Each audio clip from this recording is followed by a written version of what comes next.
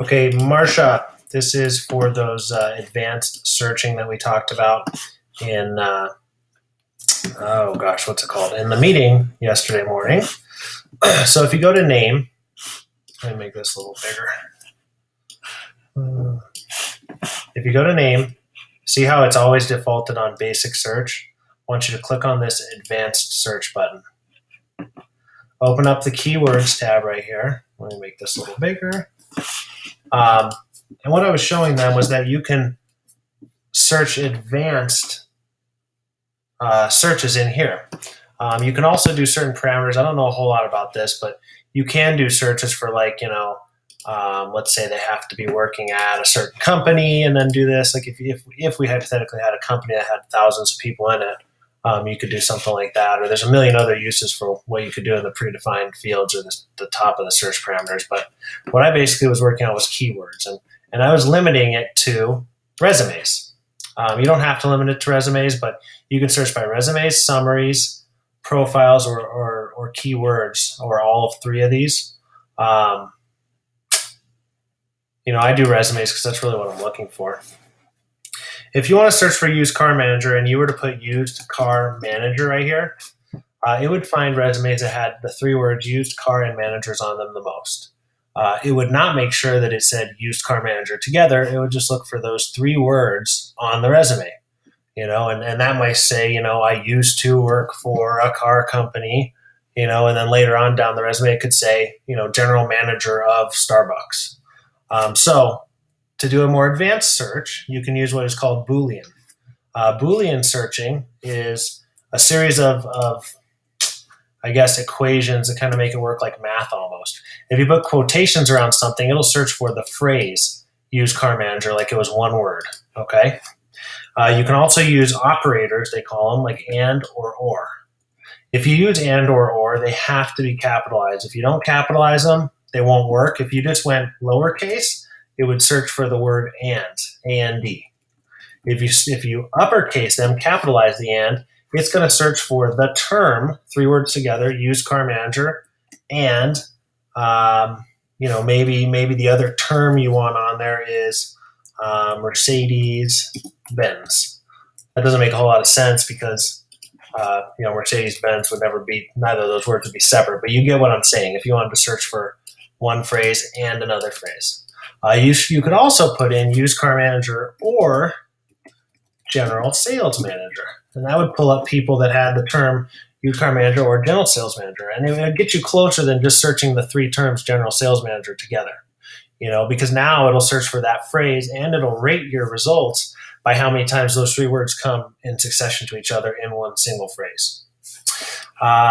Another thing you can do, other than using and or and the parentheses, is you can use not parentheses, quotations. You can use parentheses. If you put BS or bachelor's in parentheses, it's going to search for this term or this term and one of these two. So it can be this term or this term with one of these two, or just this term with BS. You see what I'm saying? Let's actually make this simpler. If we just make it general sales manager and BS or bachelor's, or even easier, let's make it,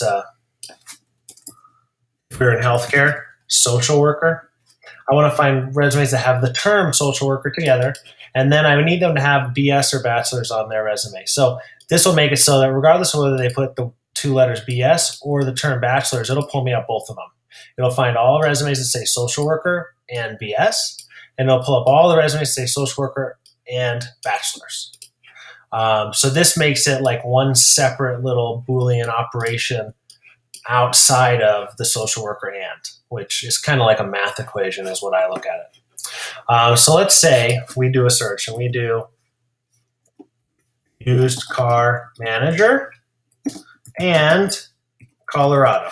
So I want to find anybody that has the title used car manager or the term used car manager and the word Colorado, not the location, but just the word, because maybe they live in Phoenix now and I just want to see people that have ties to Colorado. I limit it to resumes. I go up here.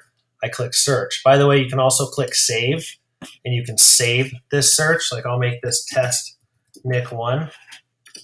Okay. save. And then if I ever wanted to reopen an old save, I click on this folder here, open saved searches, test 2, click on it, actually click on the action, select, and it'll pre-put in the search whatever it's saved is.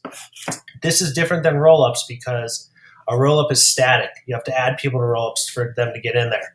This, if let's say you hadn't run this search for a month, this would now keep searching all the new people that have been put in the system over the last month, whereas people aren't necessarily completely beholden to putting people in rollups and people forget. So anyways, if you want to do the search, click on the little search button up here. That'll run the search. And the last thing that I showed these guys was this little R right here next to the 100%. This is in when you do the basic search too. I just never really knew about it. But if you click on the R, when it pulls up the resume, as opposed to clicking on this resume here, clicking on this R, it'll pull up the resume. And if you see down here on Anthony Downs, it has highlighted Colorado.